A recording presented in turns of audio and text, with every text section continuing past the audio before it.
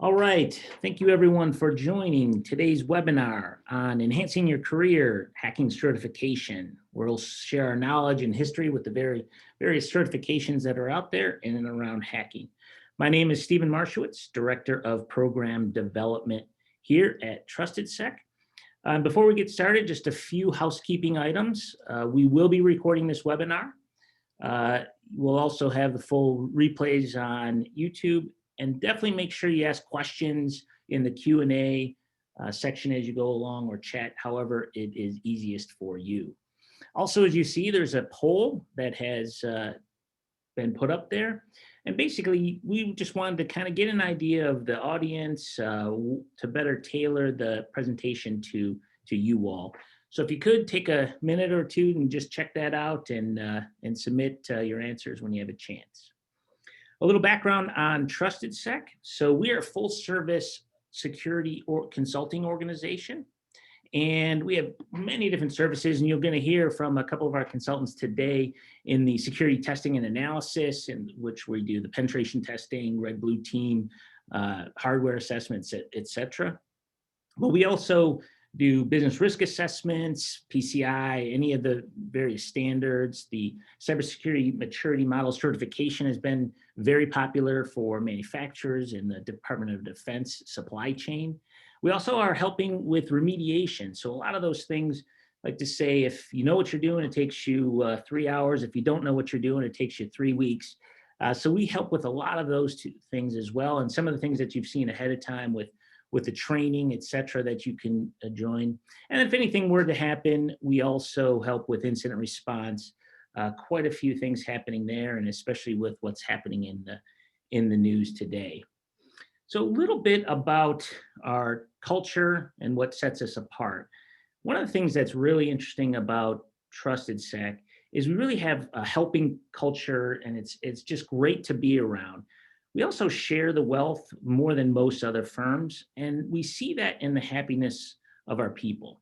So we'll do an internal anonymous survey every year and on how people are doing.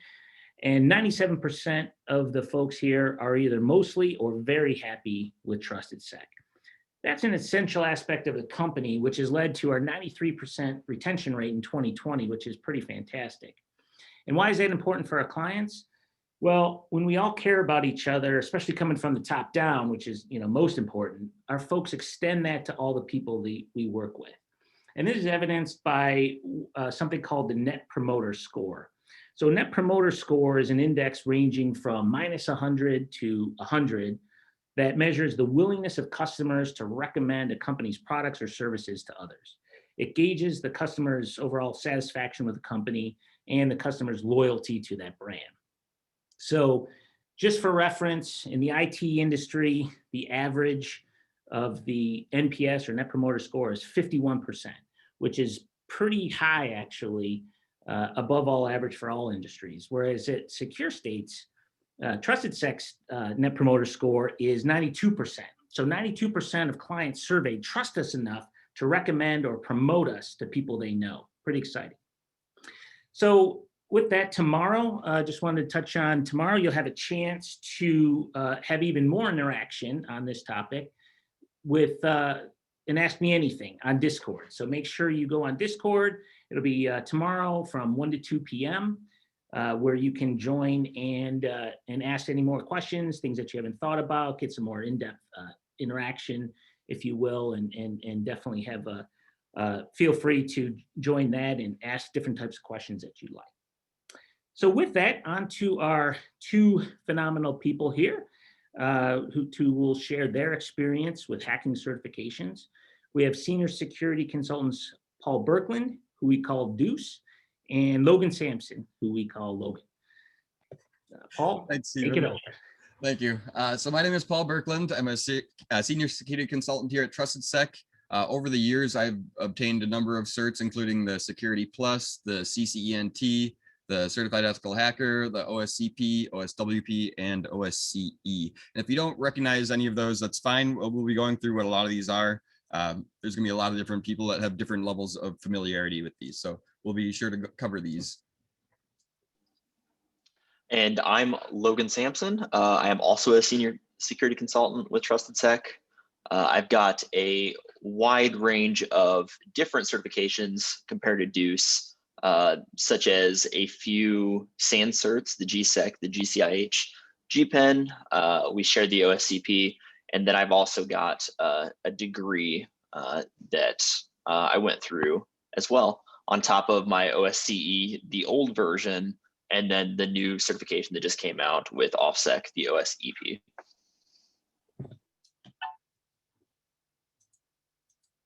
So there are a lot of certs out there today. There's a ton of them, and it's really hard kind of to navigate and figure out where you want to go, what certs are the best certs right now to get, what ones might help you the most in your career. So hopefully we're going to answer those questions for you. If you have any questions, please feel free to use the Q&A function to submit those questions. Also, please continue to answer the polls, because that'll help us kind of shape how we're going to do this talk a little bit as we go. So with that being said, let's talk a little bit about why somebody might want to get a cert.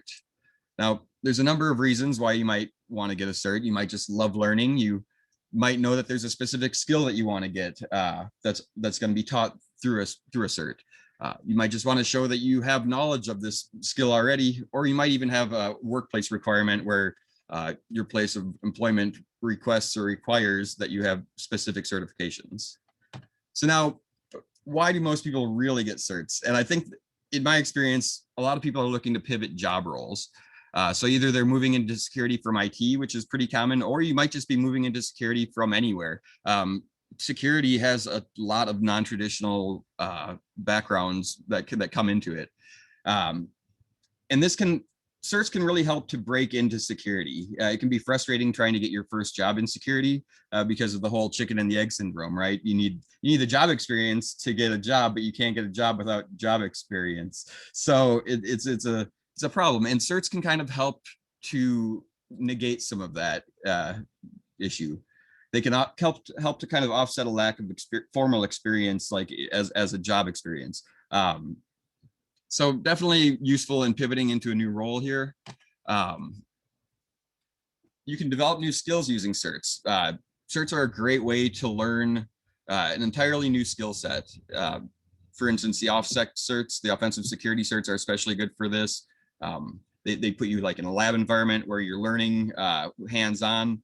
It's really great for developing new skills, or you might just be trying to like prove that you have these skills already, formalizing your knowledge base, so to speak. You know, you might have different areas where you're familiar with things, but maybe you had pockets of knowledge where you weren't so comfortable. And certs can really help to bring those all up and present them under an umbrella of a specific certification, so that employers can have a good reference for what skills you might have. Certs can really help you get past the HR gatekeepers. I think this is pretty well known, but you have to get past that first round to really get to the more technical folks most of the time.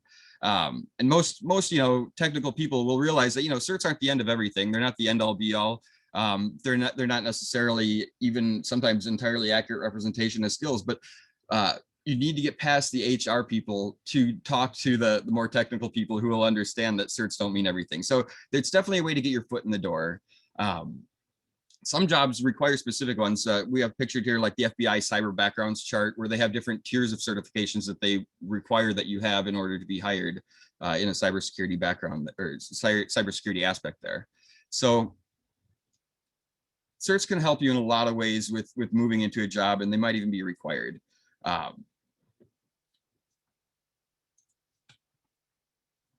The other way that you can use certs with your job is to upgrade your job, right? You can demonstrate to your supervisors that you have particular skills. You might just be looking to get a good review on your yearly review. And I mean, it looks great that you've gone out, improved yourself, and you're being more valuable to the company now as well. So, and the final aspect of that is kind of like, it looks good on a resume. So if you do end up getting certifications and it isn't, I guess, being considered by your current job, it's nice on your resume if you decide to change jobs. There are a few caveats that you should be aware of with certs. They aren't the end all solution to everything. They're a tool. They should be a tool in your toolbox that help you to get hired. No guarantees with them for the most part. more isn't necessarily better. I would say pick a few certs, go after ones that are specific to what you're trying to achieve. And then in some cases, even certs aren't maybe the best choice for you. So depending on what you're trying to do, certs might not be where you want to go to improve your resume, to get hired, to improve your position in the field, so to speak. There's other things that you can do that don't cost money. GitHub projects, contributing to the community projects, going to group meetups, meeting people there, talking about things, supporting the local community, working in capture the flag events, going to conferences. Networking is a huge thing, meeting the right people, and learning new skills at conferences too. And then there's online labs like the Hack the Box. There's Over the Wire is one that I really liked. It's a free one. WeChal.net actually has a large list of different challenges, online challenges that you can play in. And all these things are great on your resume. They're things that don't cost money, that you should consider as alternatives to certs if you're strictly looking to move ahead in cybersecurity.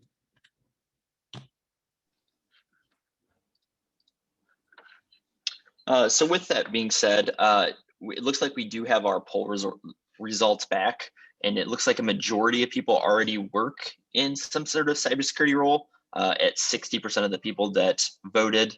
And then that leaves 40% with looking to get into cybersecurity.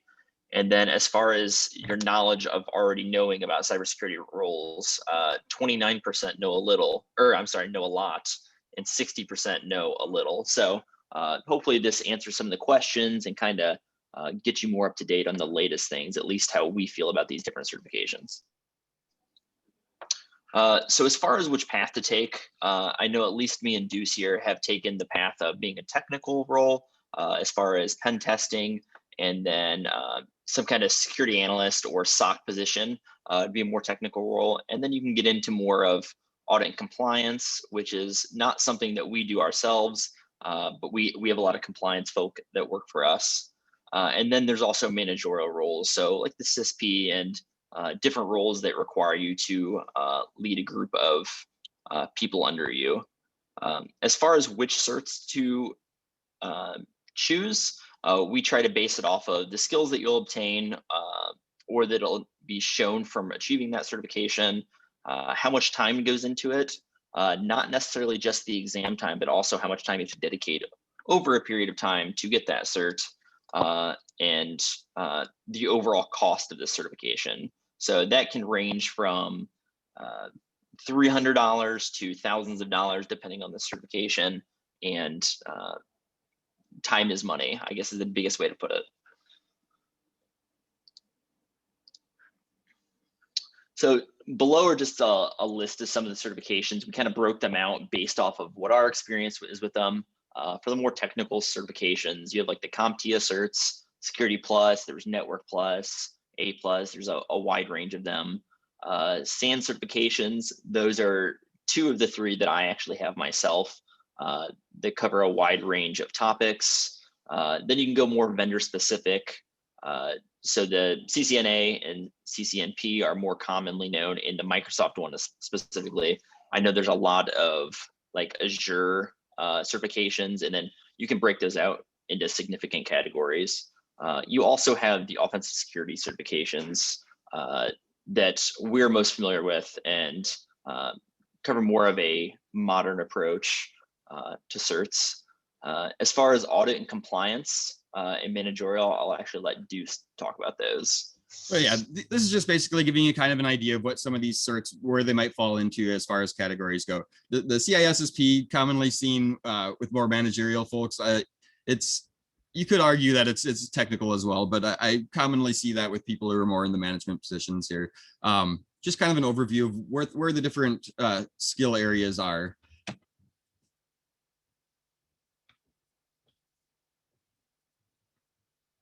So another consideration, in choosing a cert is going to be the skill level, and just going, this is just kind of another list of examples of different certs and kind of where they fall in skill level. Yeah, and like Deuce said, we kind of just broke these out so they're easier to see. The SANS has a wide range, and they like to break them out by the 500, 600, 700 level, just so that you know exactly what would be alongside them and like how much information is required from them. So for example, like the SANS 700 level exploit dev course that requires you to like understand exploit development at a high level, or at a high level, and has a lot of hands-on portions in the course. And then a good example as well is the new OSCE 3, or the trifecta, as I like to call it, requires you to be knowledgeable on a wide range of topics, rather than just understanding like the low levels of each topic.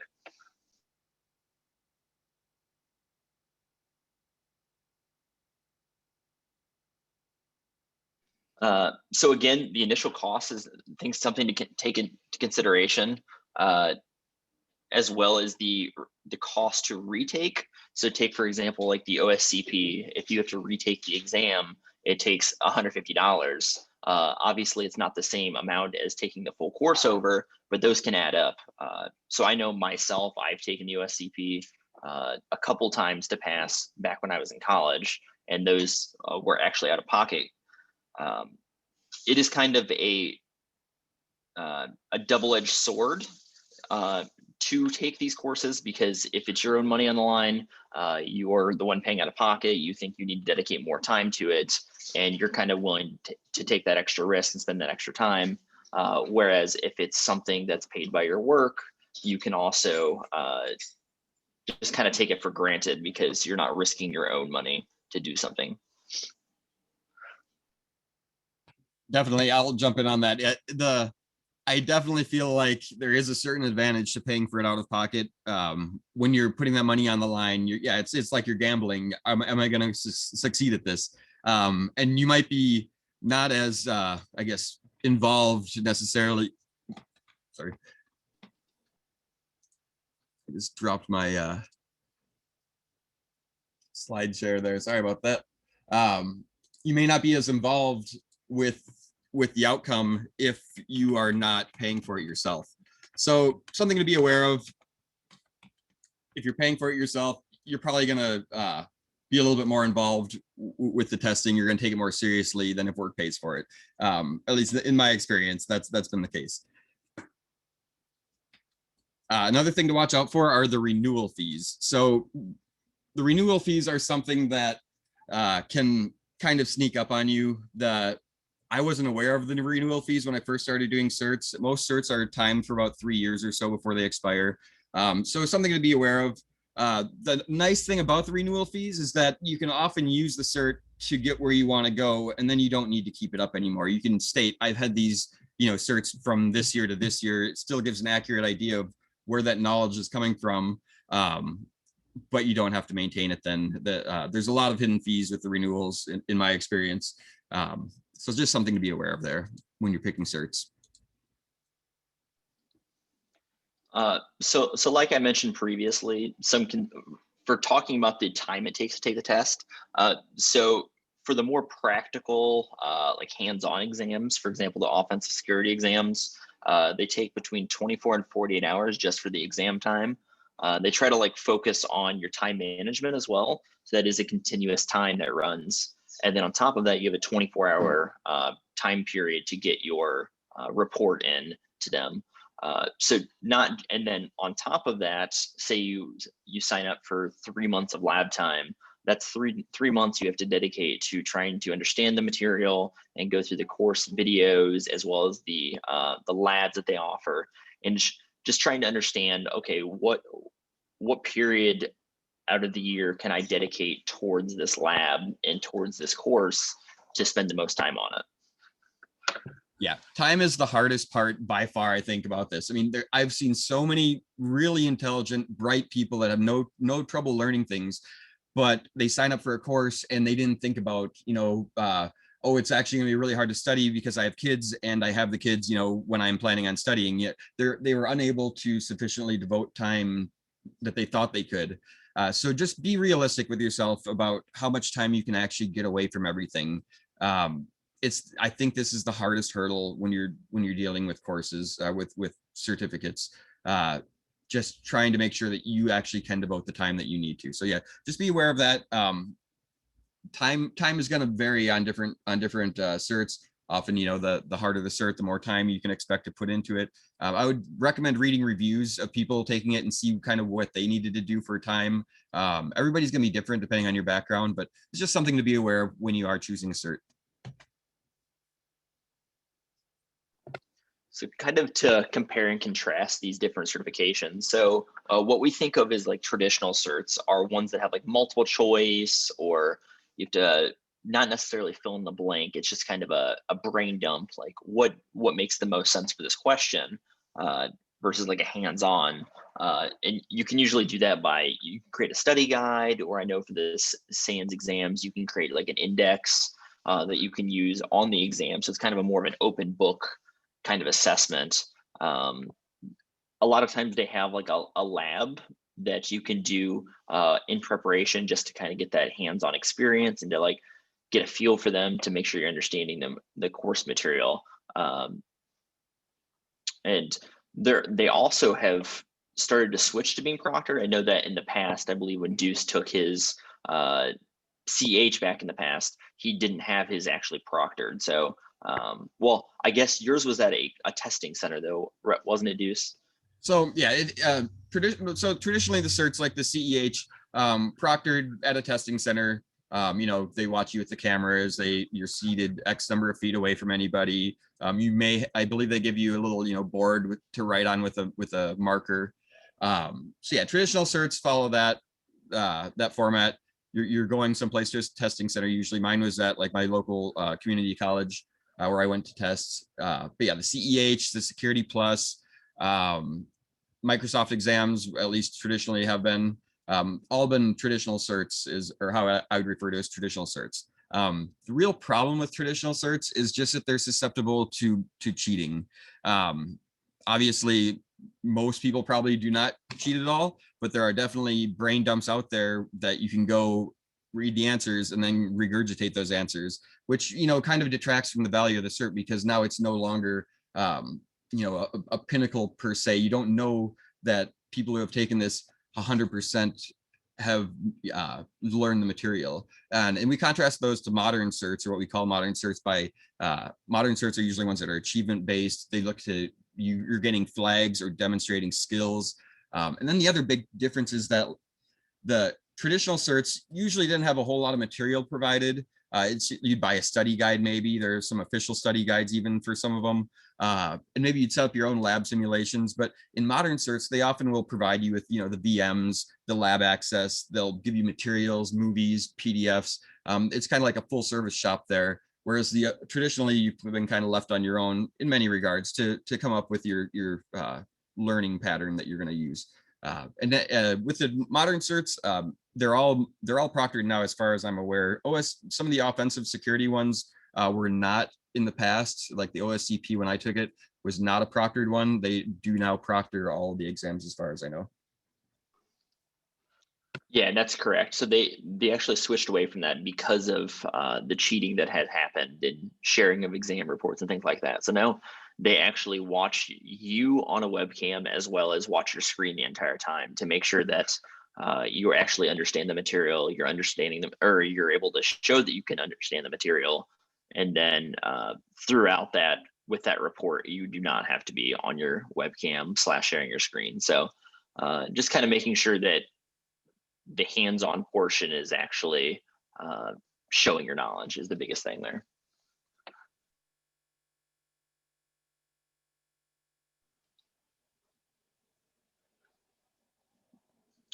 So as far as cert, sorry, go ahead. There are a ton of certs out there. The list is very long. So instead, let's focus on kind of what certs should be on your radar.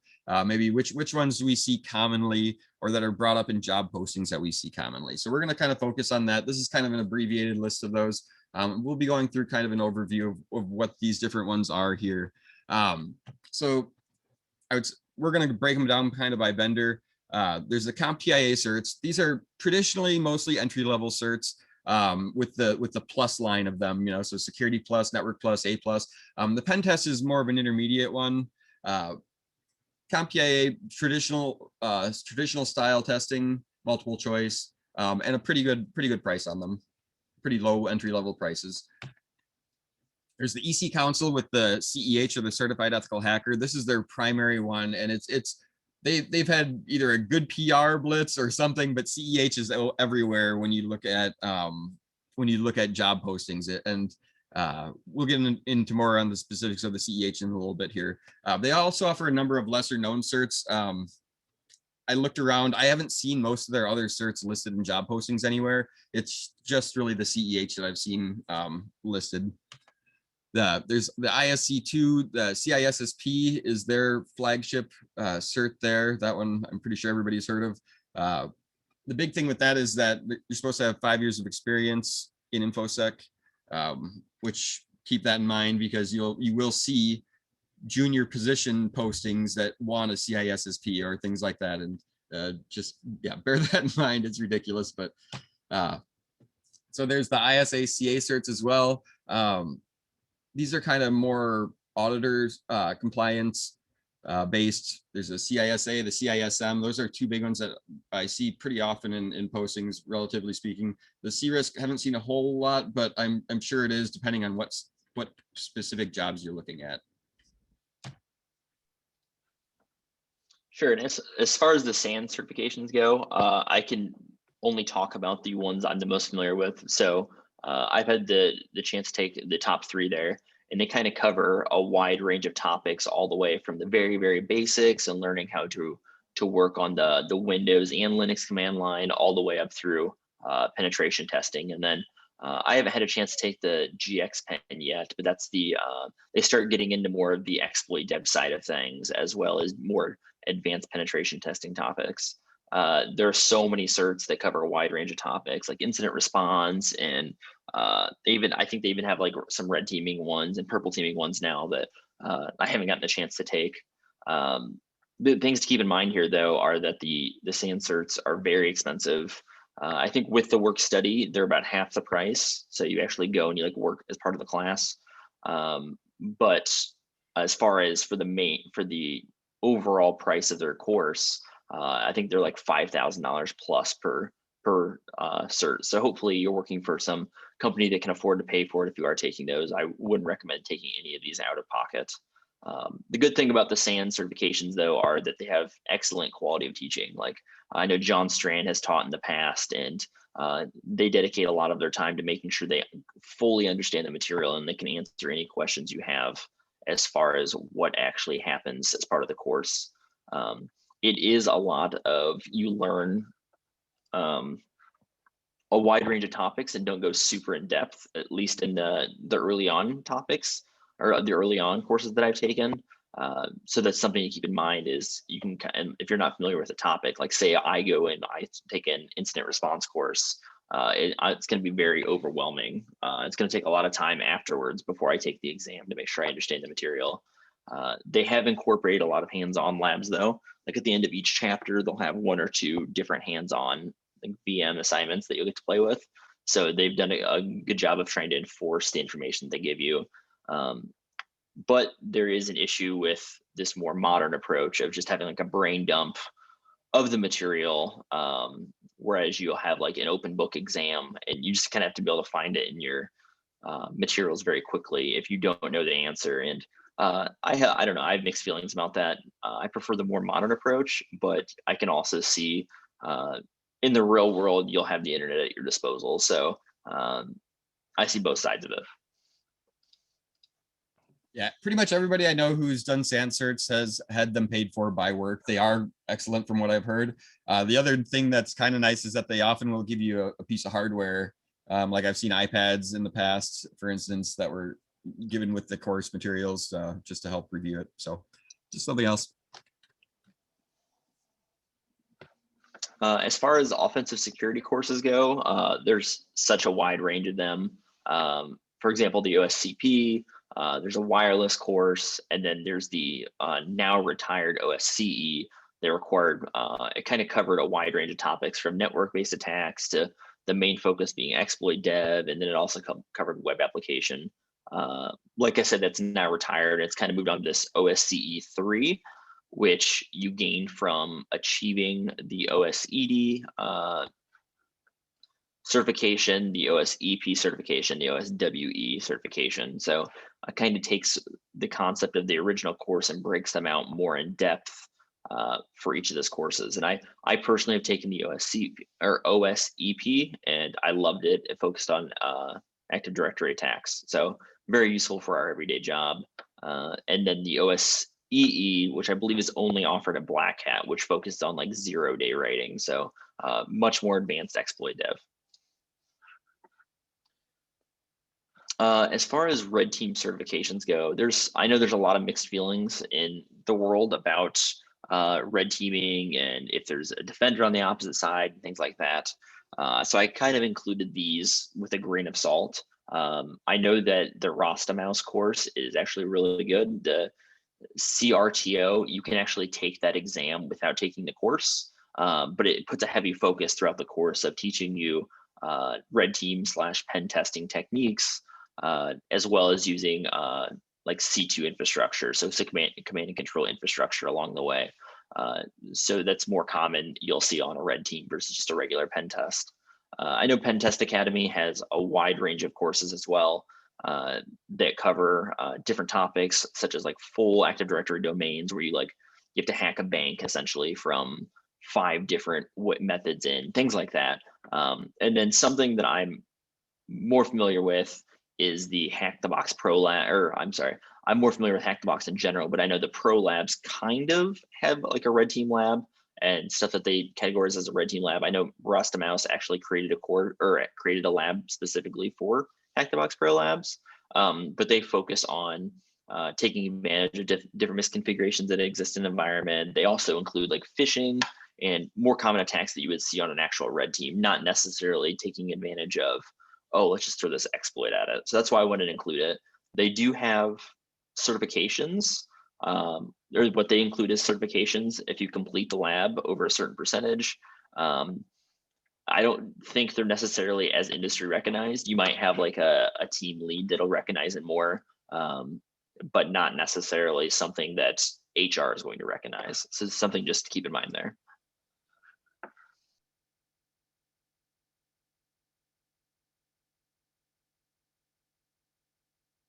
And then we have the CREST certification, which I just want to touch on here. It's popular in the UK, the Council of Registered Ethical Security Testers. So something to be aware of if you do testing overseas at all in the UK. This is kind of, from my understanding, it's basically like their version of the OSCP. There's a number of different actually tests that you can take that are specialties there. But yeah, just something to be aware of if you do testing in the UK in particular. This is something that is very popular there. So lots of certs, right? How do we choose where we want to go with our cert journey? So maybe at this point, it might be helpful for us kind of to share our paths, what worked for us, and kind of maybe give you kind of a guideline or a path that you might be able to kind of emulate. So my security path started off when I was a kid. I was a bad kid going to the library, downloading frack onto floppy drives and taking them home, writing bad code and, stereotypical taking over the high school network. Then at some point I went legit and I started doing regular IT work, support roles. And this, I think, might be where a lot of people are coming from, actually, is working in general IT, whether you're doing server support, maybe you're a systems engineer, maybe you're working in a NOC, maybe you're doing IT phone help desks. We're all at different parts in our career. But the point is, I wanted to move out of that. I wasn't happy at my job where I was. Certs for me were how I was going to get myself out. And I had talked to a buddy. He was a manager actually for a big pen testing firm. And he said, hey, get your OSCP. It's kind of the standard these days. If you get your OSCP, you will get hired as a pen tester. You will find somebody that will pick you up as a pen tester. I might even be able to, so that type of thing. So that gave me hope. And I kind of laid out my plan for how I was going to do this. I knew that I knew a bit about security, but I knew I didn't know everything. I knew I definitely had blind spots. So I started with the Security Plus. I'd done some research and it was, reasonably priced. And I picked that up first. it covers a wide berth of topics. I'm going to just jump into it here. Basically, so the Security Plus, it's a traditional style test. It's like a mini CISSP kind of. It's the proverbial, you know, an inch deep and a mile wide. It covers a lot of different topics. I think it sets a great foundational framework for doing other security work. It's this stuff that you need to know before you really can dive into security and be good at it. So, I mean, if you're in IT right now and you are not 100% on all security concepts, I would definitely recommend giving this a look. Even if you're not sure if you want to take it, I would look at some of the online study guides for it, see if it's covering topics that you're familiar with or not. But yeah, if you're looking to move into security, this is something I recommend to everybody as an intro cert. I think it's fantastic. It covers everything to where you need to be able to talk about things with other security professionals. So definitely, it's got a great price still. Renewal period is 3 years, but you're not going to care about that after 3 years. You know, you're going to use this to move on somewhere, and then from there, you can let it lapse. So yeah, if you have a prior IT experience, that will help you a lot. The next one I got after the Security Plus was the CCENT. I knew that, so they don't offer the CCENT itself anymore. It's now the CCNA only. CCENT was the first half of that. And I recommend that as well, just because, as I said, security, you need a good foundation to build your skills off of. If you're not completely understanding how networking basics work, you're going to have a hard time later on. So if you're at all not familiar with networking, I highly recommend grab the CCNA. It's going to give you good skills that are going to be helpful for the rest of your career. Also reasonably priced. The next one down the list that I grabbed was the CEH. Now, I have to say I took the version 8, which was a number of years back. They're at version 11 now, and it's been changed a little bit. When I took it, it was poorly written. The questions were kind of obtuse. It was $500 when I took it, and I was upset at paying that amount for it after taking it. I passed it on my first try, luckily, because there was no retake for the exam. You had to pay the entire course cost again to take that exam again, $500. So now they've upped the price to over double what it was, and they made the retake almost what the whole test was before, $450. They have added a bit of content from what I've seen. It's kind of what you almost call a hybrid. There are some VMs for it. They have some video material, but from everything I've read, it's pretty condensed. It might make great study guide, but the test is still a traditional multi-choice, which in the end, I think is going to end up devaluing the cert, because any of these tests where you can do a brain dump on, they just can't maintain their value because you can't guarantee that they're effective at teaching what they say they do. So this CEH, grain of salt, it's probably way better now than it was before, but just keep in mind, the cost is high. I think you might be better off with another one of these certs, particularly the OffSec certs, for that price range. So the next one I want to talk about is the OSWP. I also have the OSCP and the OSCE, but Logan will be addressing those shortly here. So the OSWP is the wireless component of the OffSec stuff. It's a bit dated at this point. It dealt with a lot of WEP, which you really just don't see much anymore unless it's a legacy network that's been holding out forever. But yeah, you don't really see a whole lot of WEP. It covered the basic attacks for, handshake capture. And it apparently covers also some rogue AP stuff now. I do not recall that being in my particular exam. So yeah, overall, this one, this would be a pass for me right now if I was going to look at it again. I do believe they're going to be updating it at some point here because it is showing its age. So the only nice thing about it really is that it doesn't have a renewal period. It's one of the ones that was grandfathered in that doesn't expire. And as far as my path, I took more of a non-traditional path, is what I would call it. I went straight into the Army out of high school, and I kind of went to non-tech field, like zero tech, living out in the woods essentially. And with that being said, as soon as I got out, I was like, okay, I want to do a college. I knew so what field I wanted to get into. I knew I liked technology, and that's kind of how I chose. And I personally chose to go to Dakota State University because they had a great program that covered offensive, defense, and all wide range of topics. So while I was in college, over an internship, or over the summer, I did my OSCP. I kind of paid out of pocket. We'll get into a little bit of the costs after this, but I dedicated a lot of time to that over that 3 months between semesters.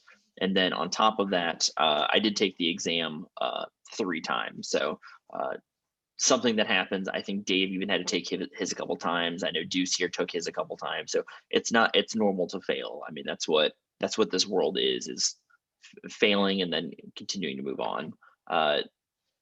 There you go. Thanks, Deuce. So that's kind of some of the costs that are required to take it. So $1,000, I think, is the upfront cost for 30 days of lab time, and then it kind of ranges. I know that the $2,100 one is significantly more priced, but that's for the new 365 days that they allow to work on the course.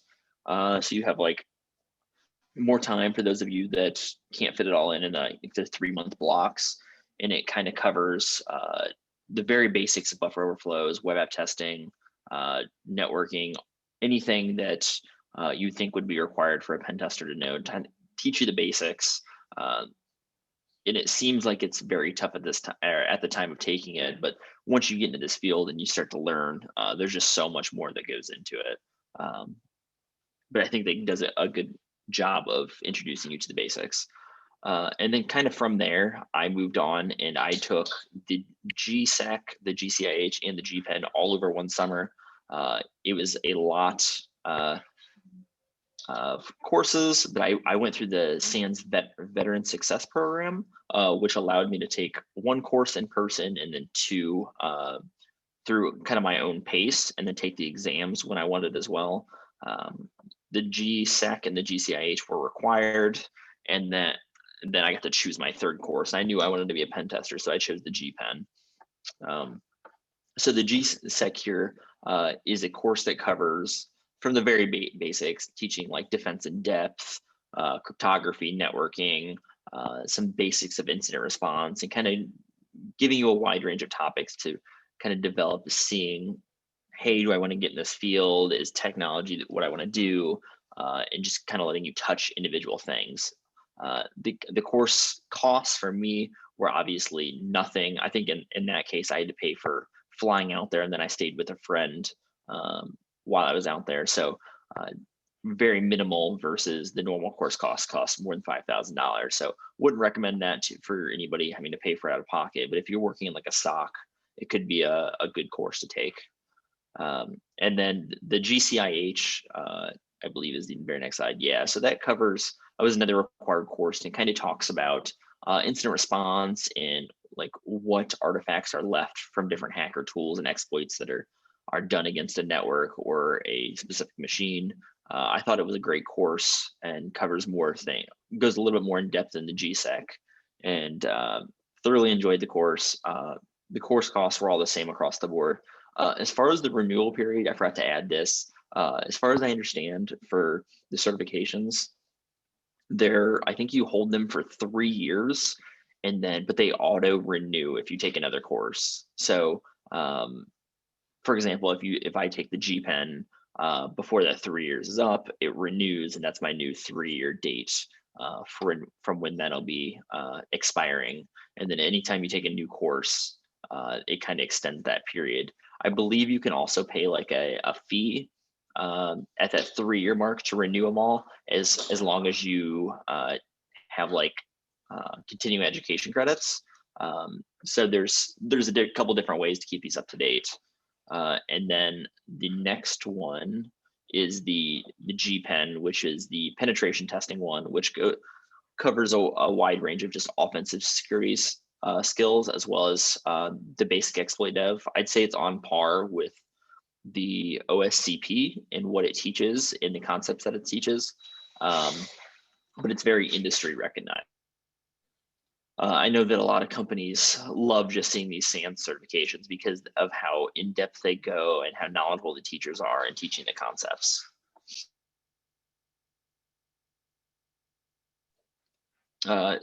So for me, while I was doing that VEX Success program, I was also became an intern at Trusted Sec. So Dave kind of gave me a shot and allowed me to work on the research team underneath Carlos Perez, and I actually got to help develop tools with TrustedSec and their research team, and got to work with Cobalt Strike, things like that that I wouldn't normally be able to work with. And then upon finishing my internship, I was promoted to security consultant, where I get to work on the Force team, which is penetration testing. And while working as a pen tester with TrustedSec, I finished my degree in cyber operations, which is my bachelor's degree. And then TrustedSec gave me the ability to work on my OSCE, which is the retired course, which is more of an exploit dev course, with some touching on web applications and network attacks. Me and Deuce actually went through it at similar times, and we both really enjoyed it. It's a lot of assembly, a little bit of reversing, and some fuzzing techniques, and then building exploits from the ground up. So it was a lot of fun there. And then my most recent course, actually, I guess I kind of skipped over the OSC. Yeah, I guess the OSCE 3 would fall under this, which was like a more recently announced. But my first part of it was the OSEP, which is the OSEP. I think it stands for Offensive Security Experience Penetration Tester. But that fell mostly on Active Directory attacks. And understanding like golden ticket attacks and different trusts and environment and Kerberos and a lot of wide range of attacks for, I'd say, probably intermediate to advanced pen testing techniques. The courses range from $12.99 to a little bit more than that, depending on the amount of time you get in the labs. I think they start out at 60 days. Because they don't want, or they know how much material is actually involved to take a course. And there's just so much that goes into it. And I thought 60 days was perfect for me getting through the labs afterward. And then if you wanted to extend your labs for 15 or 30 days or more, they cost between $359 and up, depending on what you do. The OSED is their exploit developer course that they just introduced to kind of replace that original OSCE, but it focuses on basic buffer overflows all the way up to bypassing ASLR. So a wide range of exploit dev techniques, and it looks like a lot of fun. Might be something I'm interested in the future. And then I started the course. It's called the AWAE, which is for this OSWE, is the name of the certification, but it covers white box penetration or a white box application testing, as well as black box exploitation, which is essentially source code review and then absolutely zero source and kind of just going at it blindly. But covers from the very beginning of web application testing all the way through some more advanced topics, such as chaining a bunch of bugs together. And so once you have those 3 certifications, you kind of have this overall OSCE 3 cert that is just kind of a cool name. You don't have to pay for it extra. It's just something you can obtain and say, hey, I have the OSCE 3. And it just shows that you have a wide knowledge of a wide level of knowledge across a wide range of topics. So I think that's an awesome thing that they implemented. So in my opinion, it wasn't like a money grab. It was something that was necessary and a good choice to change out for the old OSCE course. And then for me, kind of finishing up my path was once I finished my OSEP and kind of got my experience that I needed here at TrustedSec, they actually recently promoted me to senior security consultant. So I kind of climbed the chain here at TrustedSec, and just to kind of show everybody else an example that working hard from the ground up and kind of earning certs, as well as like working along the way, is how you work your way through a company. And I just want to throw in here, nothing about it. I'm a big fan of the offensive security certs. The OSCP, I think, is fantastic. If you're moving into pen testing, it's just the best playground, best learning environment, in my opinion. Yeah, no qualms with saying that I am a big fan of the OffSec testing and the try harder methods. You know, that whole idea really comes over to actually testing, because you try harder, you keep going when you might say, oh, before I'm going to stop because I'm not seeing anything here. I think that the ideas that it puts into your head are really beneficial for testing. So just adding that in there with the offensive security stuff. So now that we've talked a little bit about our own experience, we're going to kind of wrap things up with talking about what are employers looking for right now, and then what certs would we pick today if we were going to be picking certs. So did some unofficial, very unscientific tallies. I did some searches on Indeed, and then I went through and tallied up which certs am I seeing the most come up in job postings. So looking at things like junior security analyst posts on this left side here. If you're familiar with some of these certs, you'll see why it's kind of funny that these are junior positions. The CISM, CISA, and the CISSP all are supposed to have 5 years of experience before you can get them. And these are for junior specific security analyst posts. If you remove out those ones that they shouldn't have probably in a junior position, on the right side of the posts are the certs that you see that are actually applicable really and being looked for. And you can see that Security Plus weighs heavily there. Network Plus is decent. A Plus a little bit less, along with the CEH. So yeah, something to bear in mind there. These are for security analyst posts. Pretty wide idea of what a security analyst can be. For junior security analysts. So this one is for just regular security analysts. You see more CISSP, you got GIAC in there, all the SANS certs, CISA, CISM, yeah, kind of more of an even breakdown there. Security Plus still factors in there. And then more specifically for pen testers, this is the one I probably did the most on. I pulled, I think, 29 samples of job postings. And you see on the right here, so roughly, 43% are OffSec certs. Basically that whole right side almost of the chart. On the left side, you have all the SANS certs. That makes up 36%. So between the OffSec and the SANS certs, I'd say those are a great place to put your time and money if you're looking to get into pen testing. You see some of the other ones in there, but the CEH you see everywhere as being preferred or even sometimes required.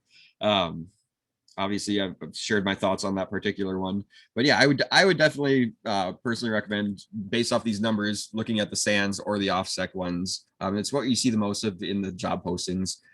And then if we were going to pick certs today, what would we pick right now? And it's a tough question, right? Because everybody's situation is going to be a little bit different. So kind of just overall best value cert under $500. Logan, what was your pick? So for me personally, I didn't actually take any certs under $300 or under $500. So I had to choose the Hack the Box monthly subscription as well, or just because that's what helped me get my start while working through my OSCP labs and understanding that I didn't have the knowledge I needed to pass the exam. I paid for that. It's like $12 a month or $15 a month.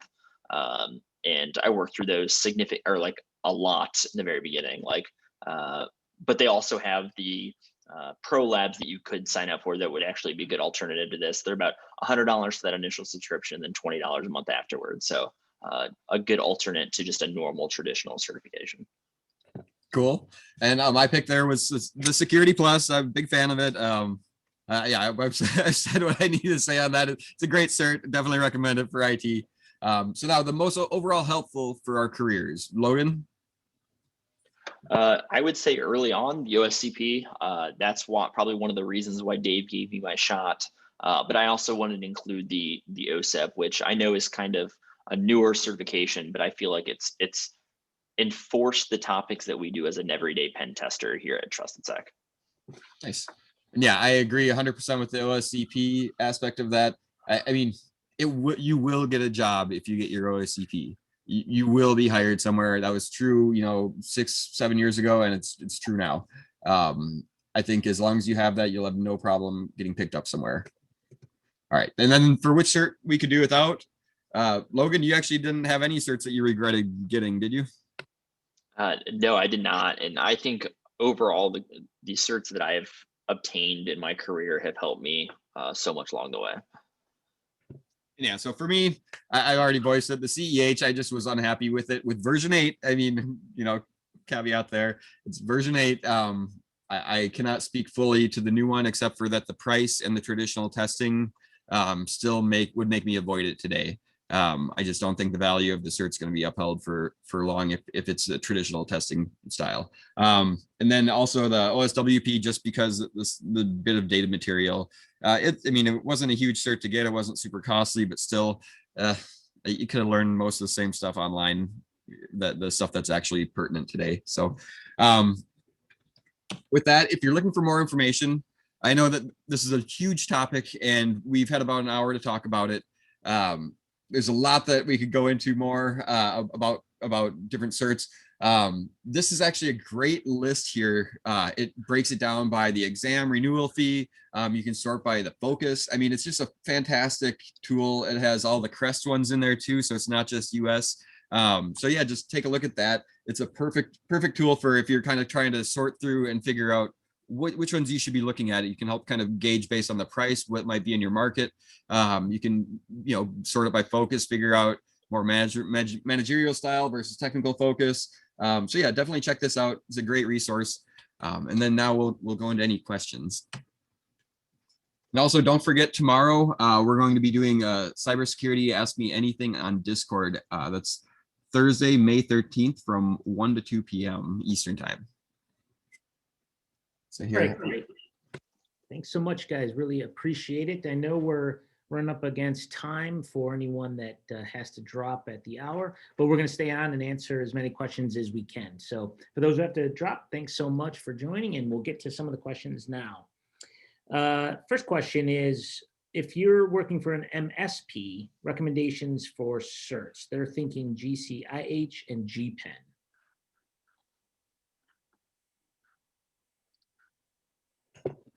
Let me think about this for a second.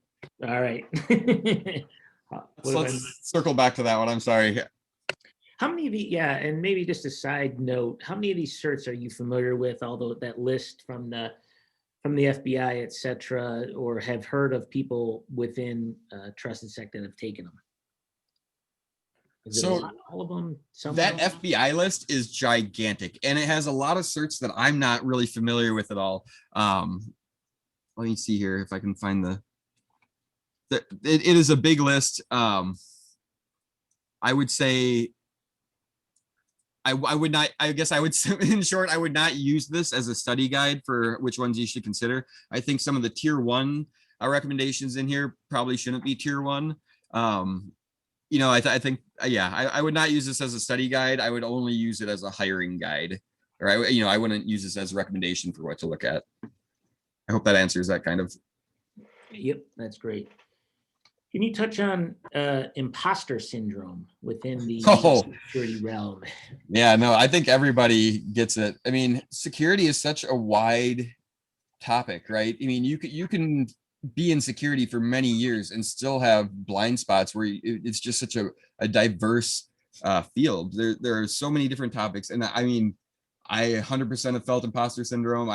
I don't think anybody hasn't really, if they're being honest with themselves, I mean, it's human nature to doubt yourself. I think it's certs are a nice thing for dealing with that, to be honest, because they kind of help, it's a solid post in the ground, so to speak. It's a stable marker where, you can demonstrate that you have these skills that are largely accepted to be, of X quality, XYZ quality, so I mean, it's a good way to gauge your skills. Don't base everything on certs, obviously. The cert can never really fully encompass what your knowledge is on something. Everybody's gonna be different with what there's different aspects of everything that you may be more familiar with than other people. So yeah, try not to feel bad ever. Everybody feels that way. Certs can kind of help keep you like keep you kind of tethered in reality, knowing that you do have these skills. You are good at what you do. I mean, it's a real thing though, and that's a great question.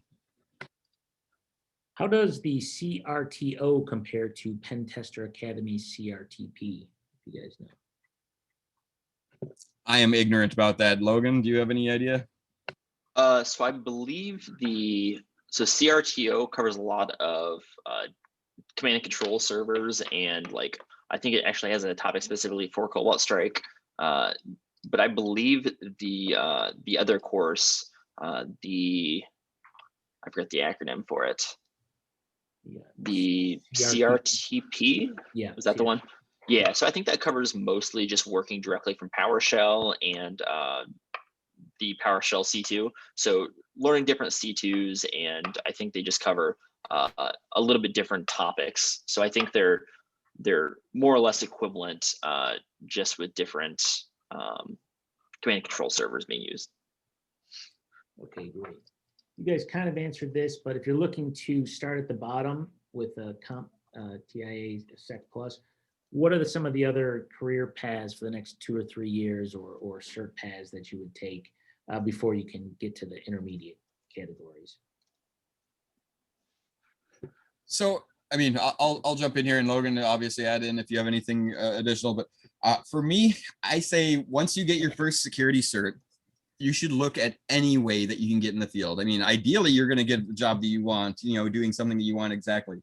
But if nothing else, use that to wedge yourself into the field. I mean, that's really the thing, is once you start having security things on your resume, it gets so much easier to get other security things on your resume, getting hired for different security jobs. So I would say, don't take just anything, but yeah, take anything.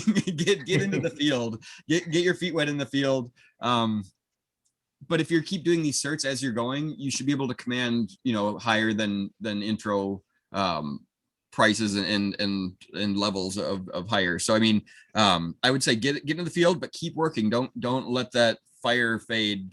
Keep going after those certs. Keep working on yourself. Getting into the field should just be the very first step, and then you want to keep working. Once I got into the field as an app tester, then I kept going. I got my OSCP after that. I got my OSWP, OSCE. Those are all things that you want to keep propelling yourself. Don't lose that momentum after you get your first cert. Keep it going at least until you get to kind of where you're more comfortable. That's my advice on it.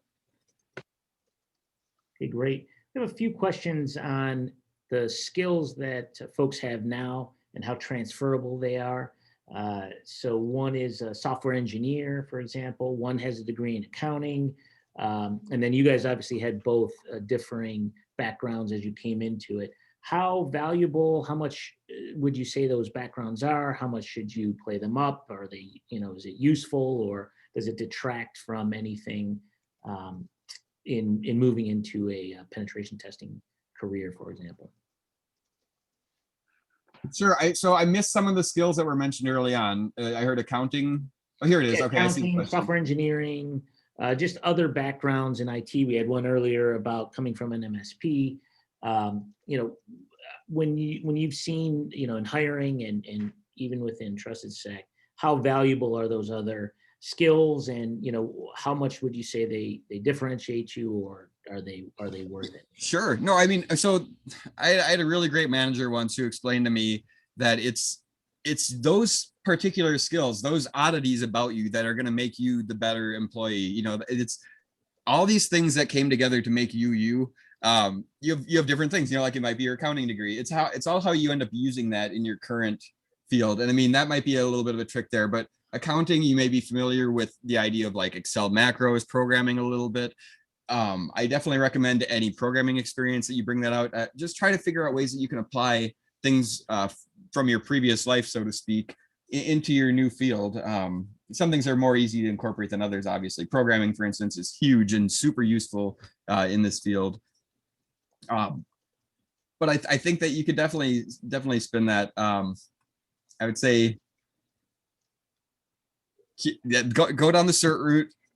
Try to figure out ways that you can incorporate that into your resume. I don't have any ideas right now off the top of my head for accounting per se, but yeah, just you got to try finding angles where you can take that knowledge or those skill sets. I mean, with pen testing, for instance, there's a lot of things that you wouldn't think of that come in handy. So Photoshop skills, right? So I'm let's say I'm making up fake badges. I'm trying to break into someplace. I'm making up fake badges. I need to get in.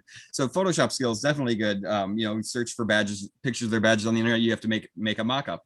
So Photoshop skills. I mean, technical writing skills are great because when you're writing a phishing email, you don't want to sound like it's being sent from overseas. You want to have proper English. You want to have it, pass the sniff test. So I mean, there's all these skills that do assist that aren't maybe immediately apparent, but they add up into what you bring to the table. I guess I don't know if that's a great answer, but that's what you got. Well, it's great, and I know from accounting that can help you move into fraud detection, and then a lot of it is much more complicated these days, where there might be an insider or someone who's trying to break in. So I think any of those skills that give you a differentiation are big, and you can definitely use them to your advantage. Might take, depending on where you want to go, might take a little bit longer. There might be a few intermediary steps, but definitely once you get a little more seasoned, it helps differentiate you and really provides a skill set that potentially others don't have.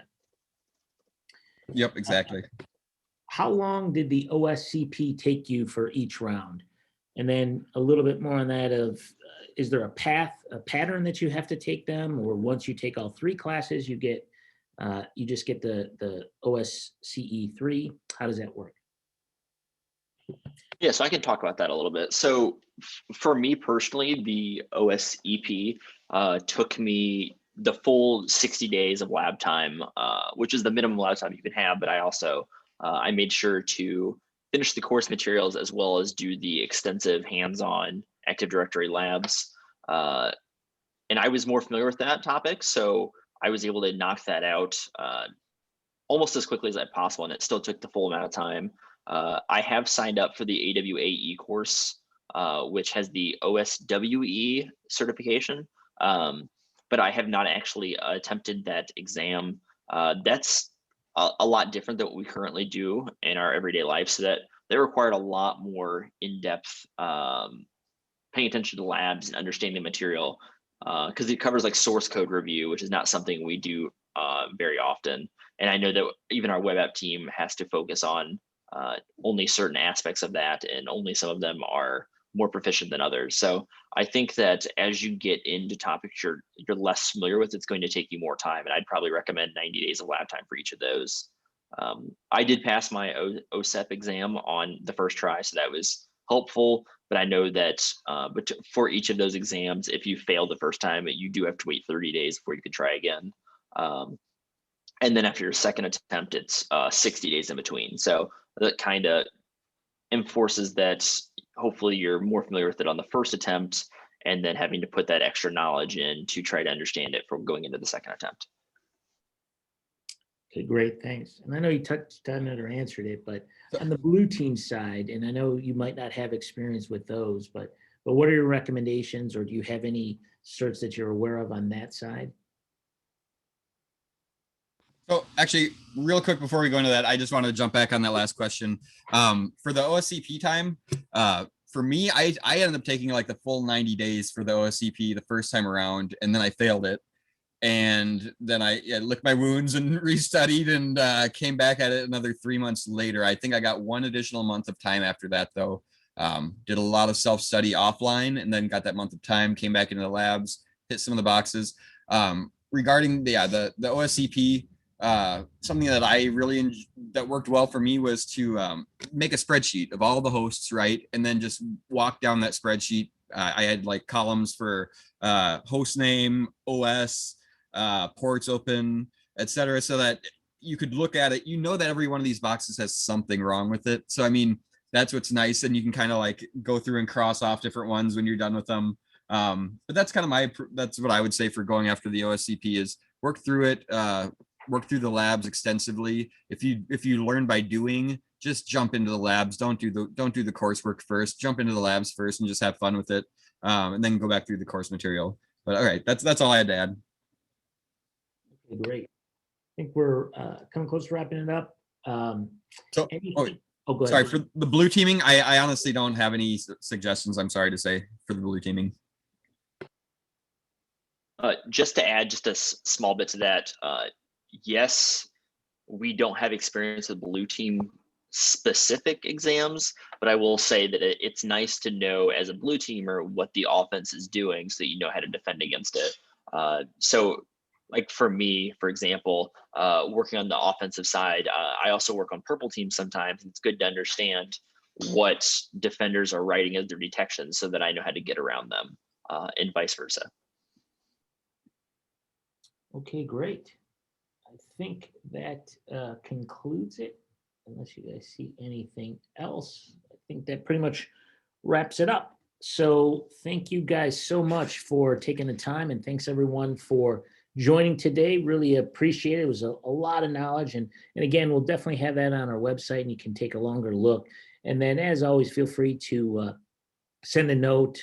We usually get back to those pretty well. So if you have a note or any particular questions, and again, on Discord tomorrow. So thanks again, everyone, for joining, and thanks to Paul and Logan. Hey, thanks everyone. Thanks, everybody. Take care.